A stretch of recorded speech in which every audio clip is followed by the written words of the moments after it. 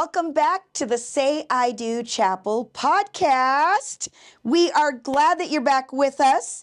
How was your week, June? Pretty darn good. Yes? Until Until we had that just nightmare of a wind. Oh, it was a little windy one night. Yeah. I think EDC got blown out, right? That's what I heard. At least it was the last day, so people still got to enjoy their event. But the last day, Yeah. I think you showed it to me. I saw it on Instagram Reels. Right.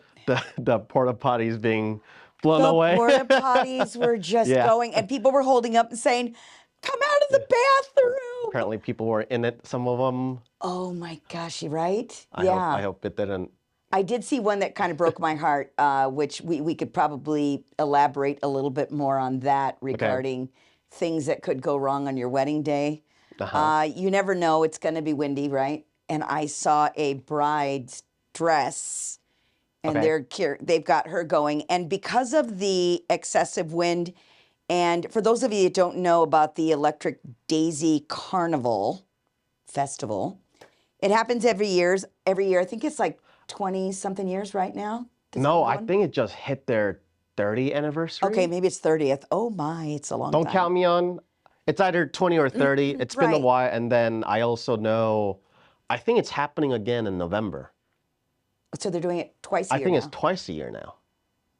Because I don't know how real it is, because as I was driving home the other day, there's a big poster. That was Orlando. Oh, is it Orlando? The big poster was for the next one in Orlando. Okay, then maybe that's it then. I think that they kind of are advertising the next one to say to everyone that's here, the next meet you there. Gotcha. Okay, then I guess next one will be Orlando, not here. Right. Yeah. So to give a little bit of insight, basically what that Electric Daisy Carnival is, it's a carnival. And it is kind of like a rave, an outdoor rave. Yeah. That happens towards the evening and goes till all hours of the morning. Mm-hmm. So here in Las Vegas, they take it down to the Las Vegas Motor Speedway. Yeah. And everyone comes in RVs, campers, that sort of thing. The first several years, I remember everyone would just drive up there and then drive back, and the traffic was insane. And then I think to tackle that, what I've seen this year was when you buy a ticket for EDC, now you have to choose a pickup zone when you purchase a ticket for EDC now. What does that mean? So basically, there's like a multiple locations across downtown and strip area. So there's a couple.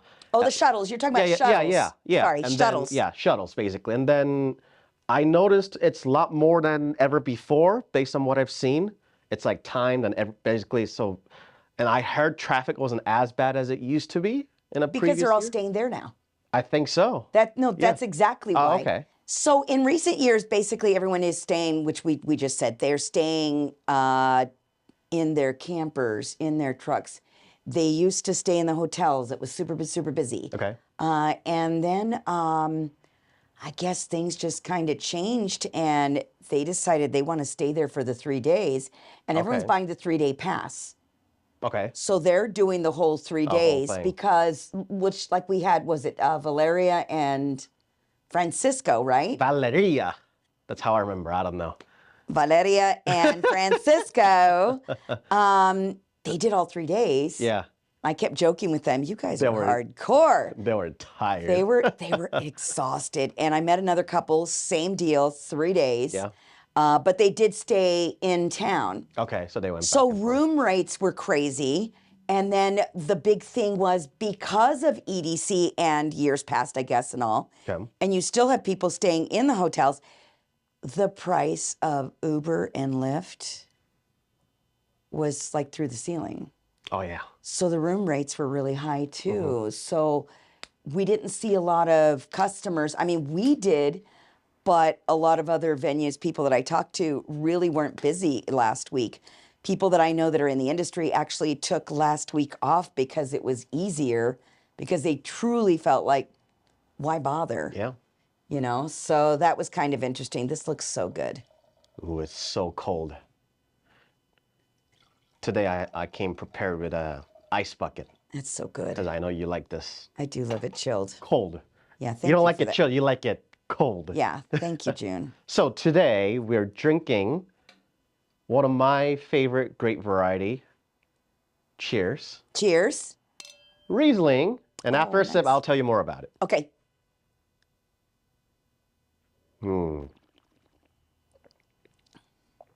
Fabulous. Very sweet. Fabulous. It's nice. That is fabulous. It's such a good summer drink. I can drink this like water. Take a wild guess on the alcohol. 12. Not even. Really? 8.5. Okay. Little to no alcohol. Yeah. This is fun. It's just like having juice. Drink. Yeah. So, Dr. Luzin Okay. is, so this is what I noticed and learned over the course of the years drinking German, not just Riesling, just German wine in general. Yeah. A lot of the wineries are after doctor of whoever the name of the owner is. Okay. And what I learned is, so the doctor of wine. no, basically, a lot of them, if not majority of them, the owners or the winemakers, because in Germany, it's like similar to Burgundy. The owners are the winemakers, right? So they have a doctorate in winemaking. They do. They have a doctorate in winemaking or viticulture or something in similar field, and then that they like to we be should proud be and put doctor and doctress wedding. That's maybe we should just go ahead and call ourselves. We're the doctors of weddings. Go ahead. Sorry. No. So, out of all the doctors, I think many episodes ago, I brought Dr. Heidsman's. Today's is Dr. Luzin's. Okay. This is their L line. This is their most entry level. You can find this practically anywhere. They have a huge production of this. Okay. You can find this almost everywhere. If you don't have a Total Wine nearby, if you don't have a liquor store nearby, go to Smith's, go to Albertson. They'll so you might find it in your grocery store. They have this everywhere, and a fair price of this should be between $10 to $12, $13. Yeah. If it's 15 and up, they're trying to make money off of you. Okay. But yeah, here in Vegas, this one averages around $12 to $13. Okay. Because liquor license is expensive in Vegas, and they like to mark it up a little higher than usual. Oh, 15's bad from 12 to 13 to 15. Yeah. If it's like 20, then I'd go, I don't know. So, okay. But yeah, this is when everybody tells, this is kind of the very similar style to the very first white wine I introduced you to. Okay. Because when people tell me, I don't like white wine, this is what I give them. All right. And then I go from here. And then from here, if they say, oh, I like it, you stay there. Yeah. You don't change anything. Yeah. You might be able to change varietal, but at a similar style, like Sauvignon Blancs that are a little bit not too dry style, right? Right. And then if you want it drier from this, then you can kind of dive into the Chardonnay world. Because if you think this is not sweet enough, you can't drink Chardonnay. Because Chardonnay is much drier than this. Right, right. I find this a little sweet. For you, it's a little sweet. Yes. For me, it's a tinge sweeter than I expected, but also because how cold it is, it's more emphasized, the sweetness. Gotcha. So as the wine warms up, the sweetness comes down, the fruit comes out. So you might balance out a little bit in about 10, 15 minutes in glass. Okay. Yeah. But it came straight out of the ice bucket, super cold. Super cold. Which emphasized the sweetness. So when you drink Chardonnay, you think it's too dry, it's too bitter for you. Right. Make it colder. It might make it a little bit more drinkable for you if you don't like that particular bottle. Okay. That's a good way to tell. Really good. Wine. Red is exact same. Right. Red is a little bit more destructive in terms of temperature. Okay. As in with white, there's a pro and con from drinking colder or warmer than the 12 degree serving temp. Okay. With red, it's destructive in a sense of there's no pro to it. You're kind of muting certain things. So, for example, certain senses, you mean? Yeah. Okay. When you drink red, and you really don't like that tannins, right? That's why a lot of people drink like Cabernet cold. Right. Because when it's cold, you feel that tannins much less. Yeah. But on the hindsight, by doing so, your fruits are hidden. Right. All the complexities of the wine is hidden. Right. And then, other than to hide tannins, there's no benefit. And can I just say this? Go ahead. I know so many people like to do Ice. spritzers. Spritzers.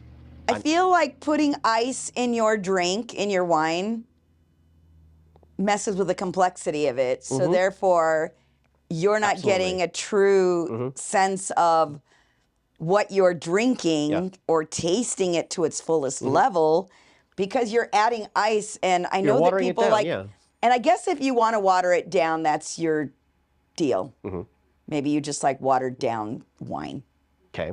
But for those of you who like spritzers, it's just not for me.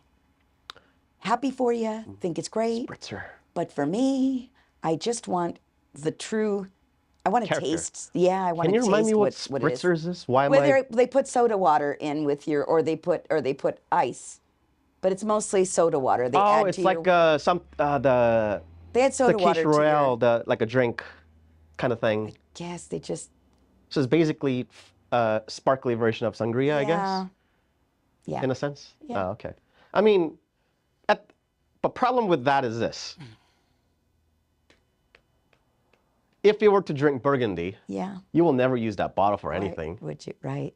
Right? You're going to ruin it. I mean, but I have to say, if you're going to use this bottle to mix it something, I think it'll actually go well. It would be fine. I think it'll be fantastic, I would say, because you're not killing your Because they might balance out the sweetness for them by putting in soda water. For that, I think it makes perfect sense. Right. Because today I'm like, soda.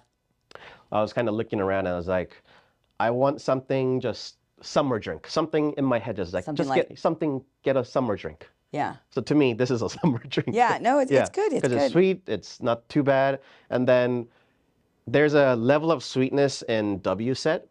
Okay. There's 4 levels. Oh. Dry, medium dry, medium sweet, and sweet. And then if you go to the level 3, there's luscious on top of sweet. So this is medium sweet, right? This is medium dry. Oh. Yeah. Well, I can't imagine medium sweet is. There's about, depending on a year and the vintage, this one goes about 30 to 35 grams of residual sugar per liter. Like Prosecco's sweeter, right? Am I right or wrong? Am I off? Prosecco. For the most part. For the most part, Prosecco will be actually less than this. Okay. I don't know why I'm not a big Prosecco fan. Because there's not much depth to Prosecco. Yeah, okay. That's why it gives you a bubble to add to it. Okay. Because whereas this, even though this is sweet, behind that sweetness, there's a nice body to it. There's a body. There's layers. Right. Absolutely. What I noticed over time with you is, especially with Burgundy drinking, you want that layer of complexity. Yeah. And then I agree. That's kind of spoiled you. Yeah, I'm spoiled. My husband spoils me too, so this is good, if I may say so myself. He bought me a car. He's so sweet. And it's kind of cute because the inside you can change the little colors on the dials. So like your door panels have purple going through, purple, very cute. And then your where your air vents come, it's like purple the little too. round, So cute. It already kind of toned down a bit. Try it. Yeah, okay, let's see. Oh yeah, this is a good drink. Oh yeah, it really did. Yeah, let it. Tastes more like wine now. Yeah, once this warms up, yeah. Yeah, tastes more like wine. It's been an ice bucket for almost it's nice. an hour. It's really good. It's really good. Trying to warm it up. Yeah, it's really good. It's really good. Yeah. So then let's go to our topic at hand, right? Okay. Go ahead. So before we start, I'm just going to mention, because this is something we're having a sweet drink. Yeah. Oh, yeah. Today is... Oh, what is today? National Devil's Food Cake Day. Oh, Devil Food Cake Day. Yeah. Oh. All right. Because that's chocolate, sweet. I don't know. No. Devil Food Cake is Isn't it chocolate? No, it's the Devil Food Cake is just, it's the light. Oh, is it? Yeah. Oh. Spongy. Oh, it doesn't have to be chocolate? No. Oh. Well, that's what ChatGPT told me. Oh. Maybe I've got it. It's like chocolate kind of thing going. Maybe I've got it wrong. Because to me, it looked like chocolate mousse, but maybe I'm just wrong. Maybe it's Oh, how I'm thinking it's of made. Angel food cake. I'm thinking of Angel. Okay. Angel is the spongy yummy.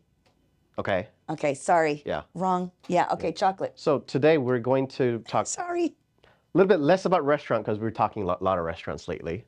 Which is fabulous. We're gonna trek back a little, and then I want to kind of share my experience, your experience about wedding wedding venue specifically. Yeah.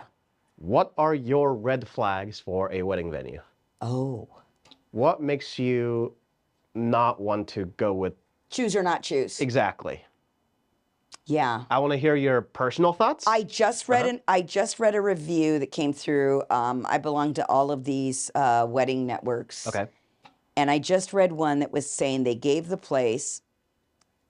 They liked it. It was fine. Mm-hmm. But they felt it was a cattle call.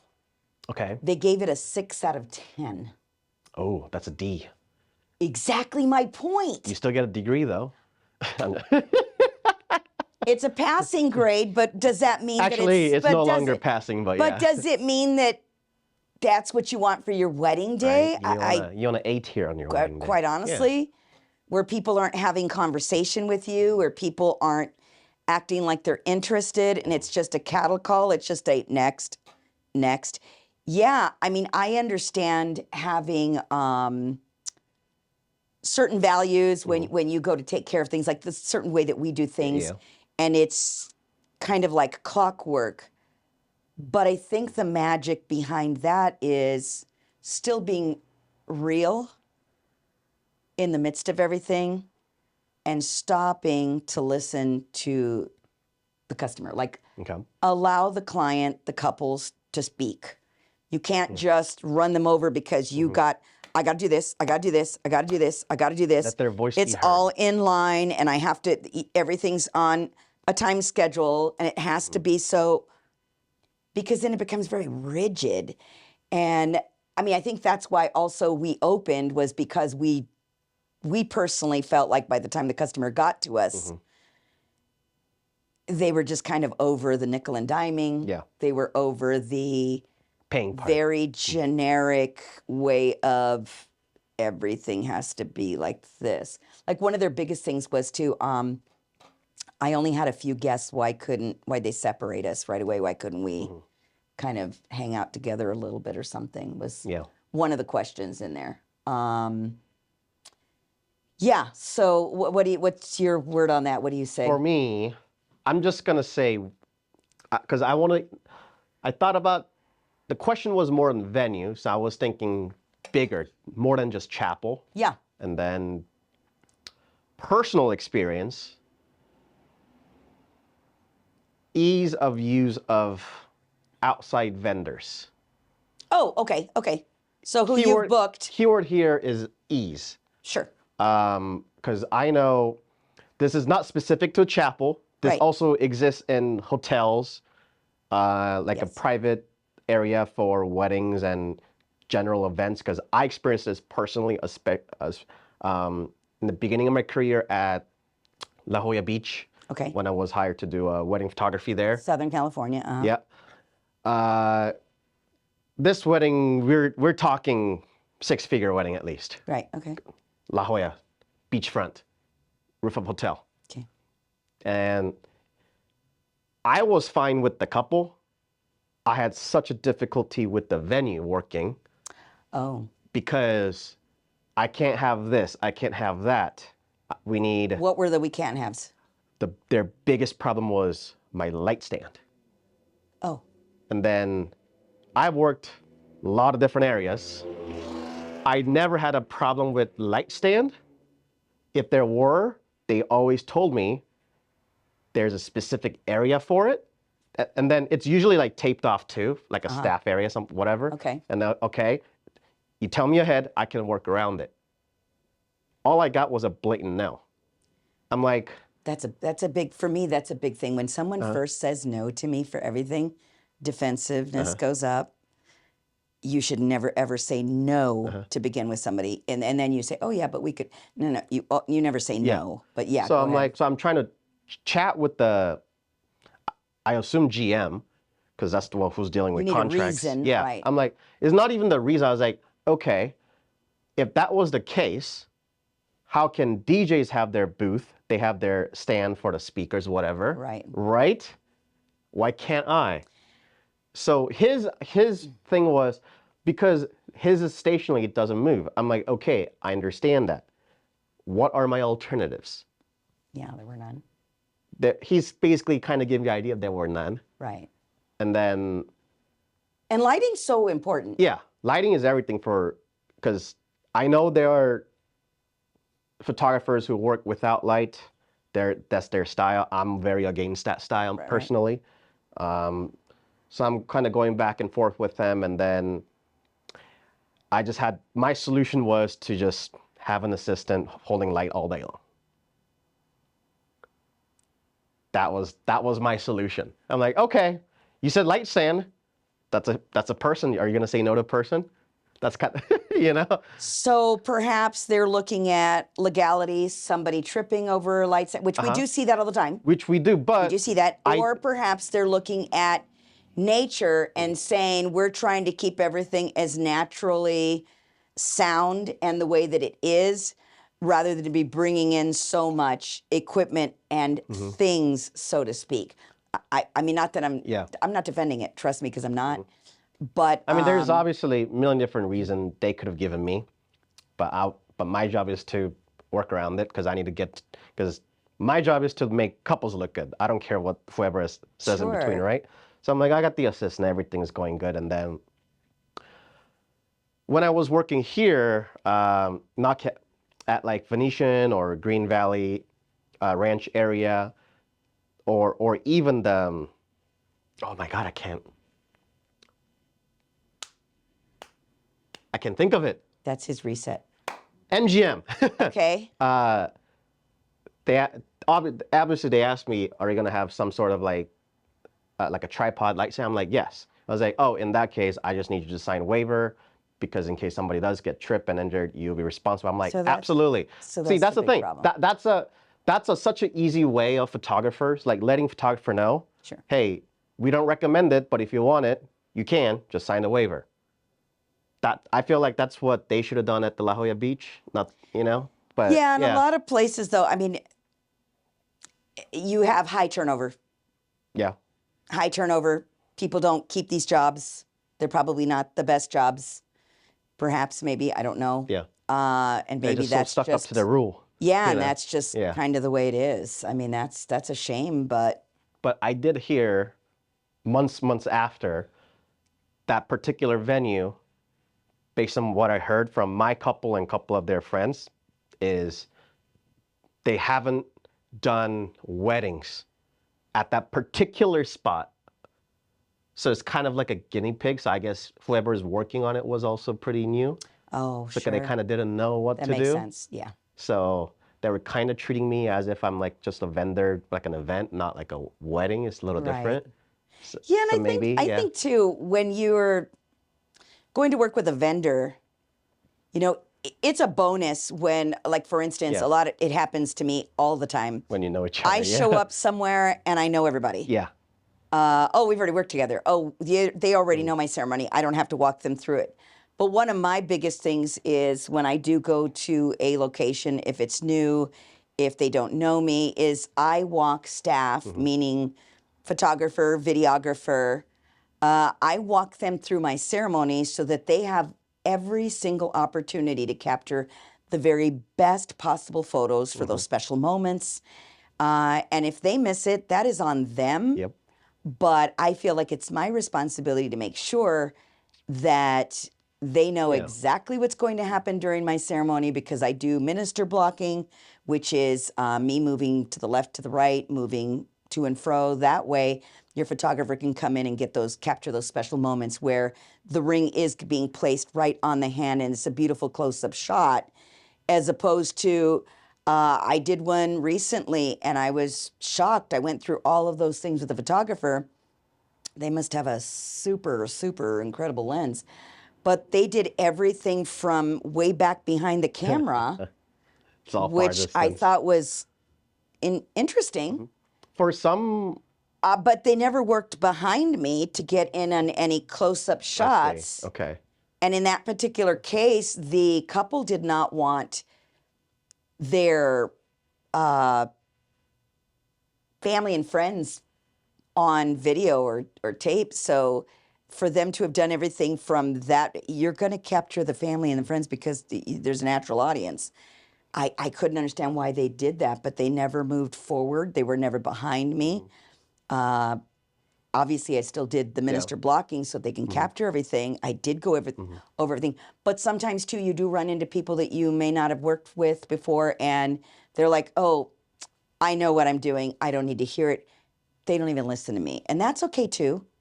But at least I give every opportunity because I do tell the couple, I'm going to be doing that. Just so you know, I will be going through everything with the photographer, videographer, so that they're aware. We just want them to have the best possible everything, right? Yeah. I mean, the whole staying in the back. Yeah. I think that's a habit. It can come from a very habit of being at a certain venue so often. Because when I was doing church wedding, they told me specifically, you cannot get into this area whatsoever. The altar area, probably. No, like that. They made like a little box basically. They gave me a map where I can go, where I cannot go. Oh. During and after ceremony. Oh. I'm like, oh, okay. But I respect it. It's their property. Sure. They have every right to restrict my access. I'm okay. Absolutely. And then I'm like, so I could never get into that little box.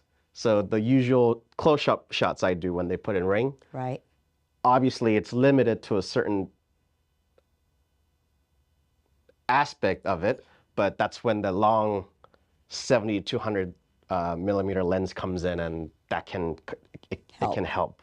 Yeah, and at least you know the that's when kind of pace of the wedding, where you're at, that sort of thing. Yeah, when I did stuff like that, in a way, I'm like, okay, but at the same time, I'm having a little bit more fun. I was like, oh, I can do this, I can do that. Yeah, you know what? Because normally, because I think it's also a phase in photographer's career. Sure. Because most photographer, especially in the wedding industry, they start as a second shooter.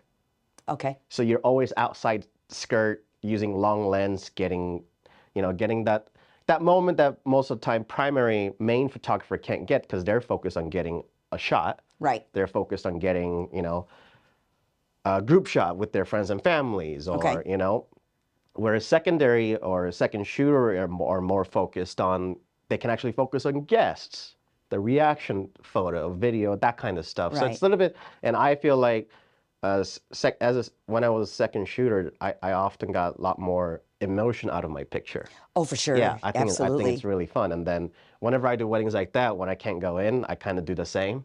It kind of brings me back to that moment. I was like, oh, I kind of missed doing this. Yeah. Because sometimes it's nice to be second photographer. Yeah. Yeah. As a main photographer, there's way too much to-do list, basically. Yeah. Okay. Yeah, because basically there are photos that couples expect, and you have to meet that expectation. Sure. And then once that expectation is met, then you can kind of go out and do more creative, more artsy, fun stuff. Here's another one. You get photographers that do the exact same shots with everybody, and they don't change it up at all. They're not fresh. Yeah. You get a lot of that in the industry, which is kind of same with the ministry too. One of my biggest things with ministry and ceremonies is write your own script. Okay. If you are going to be in front of people and you're going to be the celebrant, because the way you speak is how it's going to come off. It's going to come off very natural, and you're always going to feel natural. I'm doing the exact same ceremony that I've been doing since 2009, but because it's the way that I speak and I didn't copy it from anyone else, people just go, oh, wow. They're in kind of awe sometimes because, not always, but sometimes, but because it's natural.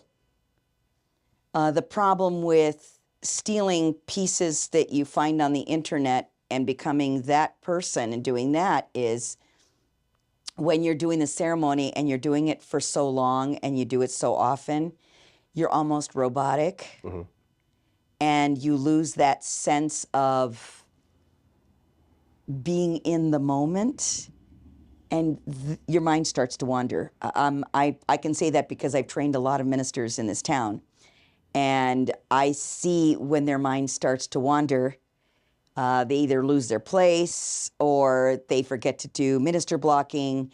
They go back to just old habits and they just stand there, and the couple doesn't get what they deserve, in my opinion. But things that, let's go with this. How about things that brides and grooms need to remember? Don't forget your rings. Don't forget your marriage license. More so a marriage license than a ring. Yeah. Marriage license is more We can important. get around that. It's not a big deal. We do a lot of ceremonies with no rings. We do a lot of ceremonies with one ring. Yeah. We sell rings here, and we're very, very affordable. We're not trying to nickel and dime anybody. So we have little fun rings here. So if you want to walk out married, we have little rings for you. Yeah, that's another one there. I think, speaking of kind of continuance Yes, of it, please. I think the most overrated thing in that bride and groom stress too much are the vows. Yes, they get nervous. They're like, oh my gosh, I'm going to have to speak. I'm going to have to say something. No, not only that, just even the fact of having one. Yes. Because not everybody is, not everybody writes, not everybody speak confidently in front of people or cameras, right? Right. I mean, it took us a while to get comfortable in front of cameras. Right. I always think, and I get phone calls often, hey, do we have to write our own vows? Do we have to do something about it, right? I'm like, I love the fact that they're so considerate about it because they want to make it meaningful. But I always tell them, don't stress about it. Yeah. Because if you have a hard time writing one, our minister will have one for you so you can repeat. Yeah, after, it's just a couple of lines. Yeah. And the great part about that, which I love, is when you are meeting with the couple that you're able to say, it's just a few words. Don't worry. I break it up. Yeah. It's not like I'm giving you paragraphs. You're going to forget what you're saying. I've never had that, by the way. And because you're so considerate of that, it goes off quite smoothly. Yeah. Some people, you can't even really mention it because you know how nervous they are.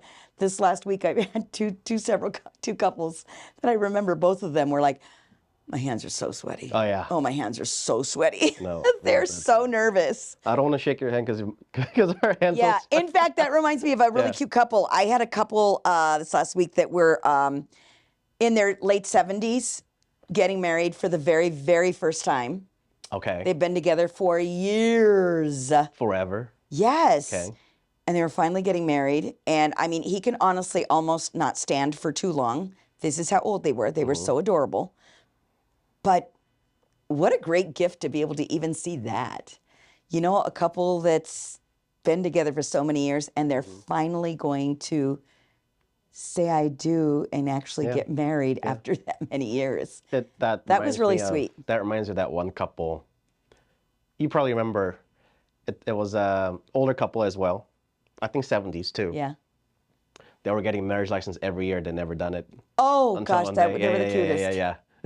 They got a marriage license for 5 years, paid $102 every year, and just never did it. Never actually did the ceremony. And then they did it.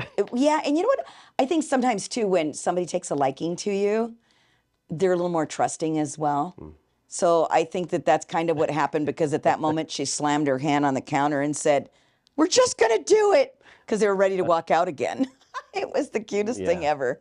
And he's just like, la-di-da, whatever, you know. He just goes along with the program. He was a sweetheart, a veteran, bless his heart. So that was really sweet. Yeah. What else would you say, June? Floral. A lot of times they worry about that. What just happened this last week, someone actually walked in and bought all of our floral. All of it, was it yesterday? No, 2 days ago. 2 days ago, yeah. They bought all of our floral, and when I asked, well, what did you need it for? It was for graduation. She just, last minute, had no place to go. She's like, I'll take everything you have. We sold her everything we had out of our fridge. We made some money. That was so funny. She cleared our refrigerator. Yeah, she was a sweetheart. Yeah. Yeah. She was just like, I don't care what it is, just give me everything. I'm like, Okay, we got you. all right. Yeah, that was great. That was funny. But yeah, that too. You bring your own floral, beautiful. You decide to have something borrowed with us. We're happy about it. We have a half a dozen, no, if not dozen, right? Yeah. Different The bouquets. silk floral really photographs well. It looks does. fabulous. And then we have matching boutonnieres as well, for the most part as well. To me, in fact, I personally, yes, as a photographer, I personally prefer very well-made silk over natural. Yeah. As a photographer. Yeah, I hear what you're saying. Because the way, it could be the way I shoot. Well, silk is also perfect. Yeah. Maybe that's why. Yeah, it's perfect. There's no loose end. There's no, right, it's perfect. Right. There's no leaf coming out by accident, you know, because they're hugging too much. But yeah, because to me, it's the variety of color that silk can achieve. For example, like you can never get this kind of bluish flower. Of course. In real life. I mean, you probably could, but not easy, is what I'm saying. Like this. Yeah, when they paint the roses a little bit.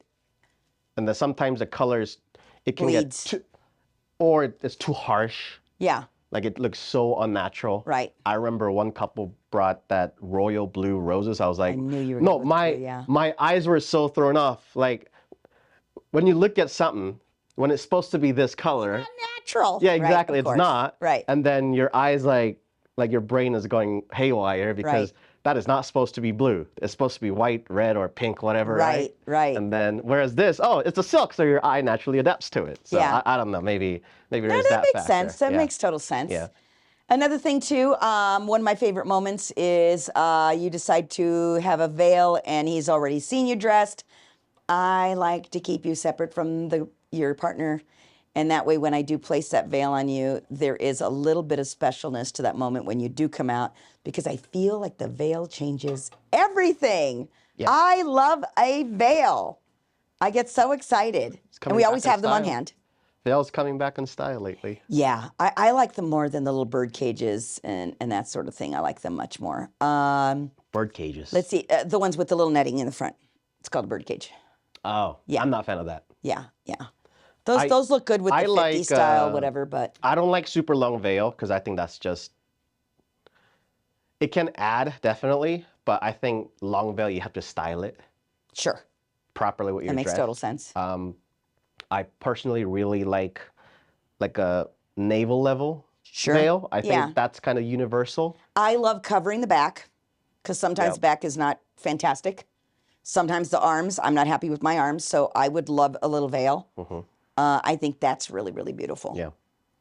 And then what else? Let's say weddings, back. weddings. Let's talk about. Hats coming back for grooms. Oh. Cowboy hats, yeah. Oh, cowboy hats. Yeah, it's coming back to style too. Cowboy hats are always boots. in now. We've seen a lot of boots. That's always in. Yeah. Because we love our people from Texas, New Mexico, Arizona. I mean, Oklahoma. And that we had this week with Canada, New Mexico. Oh my gosh. I mean, we had that one couple from Germany. Yeah. Boots and They usually really love the whole American Western. Oh, really? Oh, okay. Yeah, kind of look. Well, we're having German wine, so. Yeah. So that's pretty cool. What else would you say, June? Let's talk about expectations. Oh, yeah.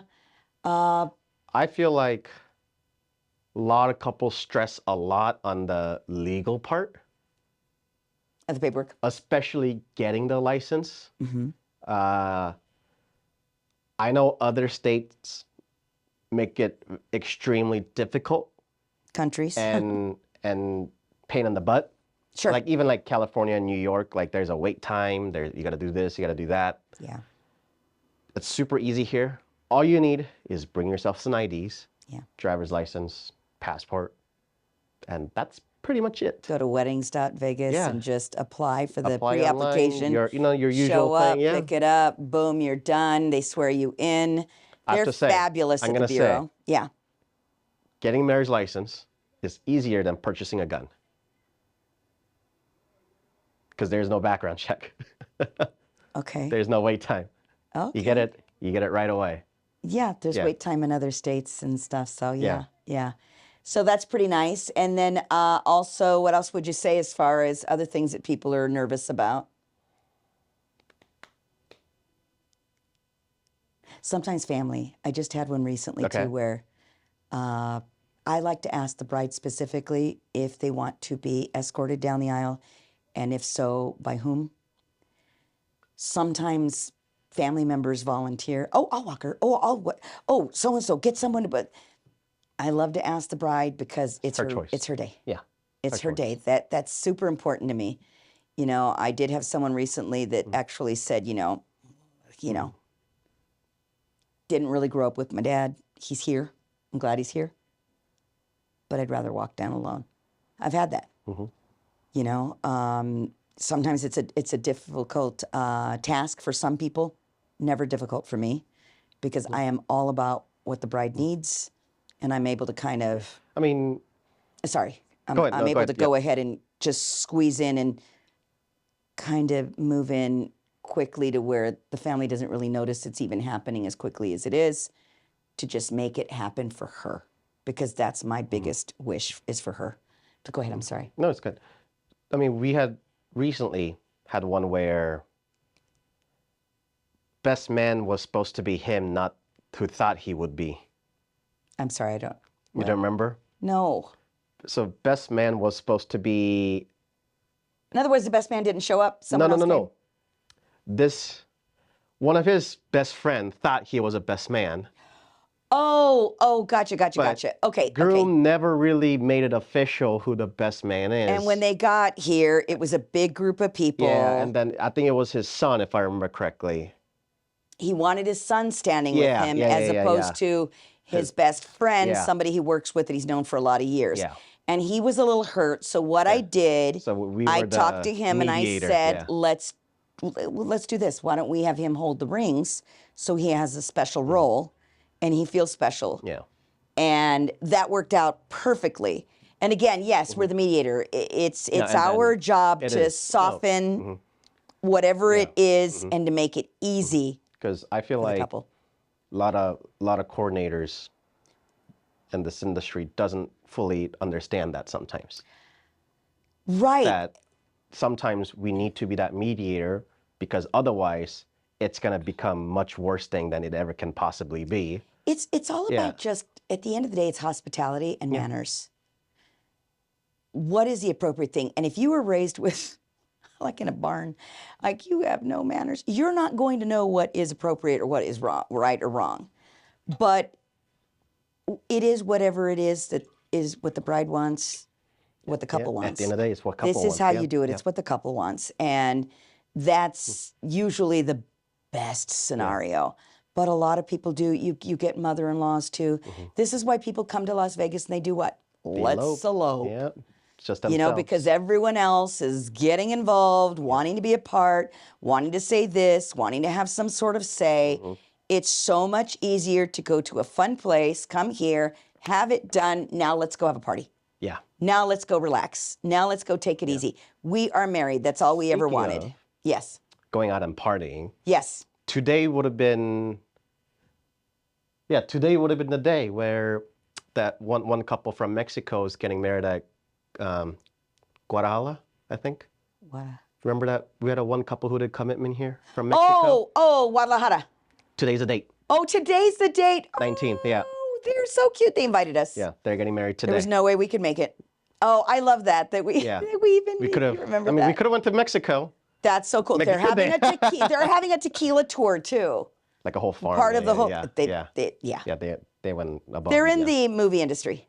Yeah. Really kind people. Yeah. Just like we've had some people, and we had Jocelyn and Fernando were here, and I want them to be able to tell their love stories. So I'm hoping that maybe on their second trip through Las Vegas, they can come and be on the podcast. Yeah. You know, even if it's just him. Because he comes often for his business. Yes. He's got a great business, and he was a soccer player playing for the Venados, the Deers. And they were deers. They were darling. Deers. The deers. Oh, the Venado is deer. I didn't know that. And I'd love them to come in and maybe tell their love story, because it is really very, very sweet. And he had a great godly moment, too, that he shared with us. And it was extraordinary. And I got to see him the next day. He has brand shirts. His brother's got some branded shirts, some religious shirts too as well. Really, really a great couple. And they have a baby. And two. And they've just got, for being as young as they are, like I always say young, they've got their heads on like straight, like they are just on top of it. And they're so loving towards each other and respectful to each other. Beautiful to actually watch. So I would like to, let's hope that we can get them on the podcast at some point and let them tell their love story. And they were just amazing. On that note. Are we there? Time's almost up. I can't even believe this. Yeah. So the only other thing I'm going to shout out is we are going to be here behind the scenes by the time that this airs. You'll miss it, but that's okay. There will still be another date, I think. We're going to be behind the scenes, so with BTS, meaning not them personally, but we're going to have we're having a little freebie day here, and we are going to probably do some cute little reels with some of the big fans for BTS. And do you remember how to say it? The A one? Do you know how to say BTS in Korean? Do it for me. I said it once. Really, seriously? 방탄소년단. There you go. I was supposed to remember Try it. 방탄소년단. Not too bad. Okay. Not too bad. A little slower. 방탄소년단. Okay. Anywho, so the K-pop is alive. It's real. This whole town's going to be turned red. We're going to have a special event here. It's red and purple. Oh, I thought it was purple. That's why. It's red and purple, but they're turning the town red. And I'm sure they're going to be hitting up their favorite Korean spots to have Korean barbecue, steak, food, all the good stuff. They are such a sensation that everyone is going crazy for BTS. So we thought, let's just do a little behind the scenes here at the Sayadu Chapel and welcome a lot of these fans. So we're going to be doing that here. And if you want to check that out, look at our reels because they're here for the concert on the 23rd, 24th, and I believe it's the 26th and 7th. I believe it is, right? Yeah, they're taking a day. Wednesday and Thursday. They extended a day, I think, if I remember correctly. Yeah, seriously, it's going to be at Allegiant. Jenna's going to. Yeah, Jun's wife and our beautiful social media queen, they're going to be going, I think, 3 times. They got a front row ticket. Yeah, they did. Bless them. They're so excited. They can touch their hands. They're going to be so excited. I mean, they're going to like have the best time ever. Yeah. So exciting to see that. So, hey, get your BTS going on. And we will have their favorite bias here. They can choose. We're going to be taking pictures and giving Polaroids and just freebies. We're going to have a lot of fun here. So anyway, cheers to that. Cheers to BTS. Cheers, cheers, cheers. Cheers to your wedding and hopefully celebrating with us. Yeah.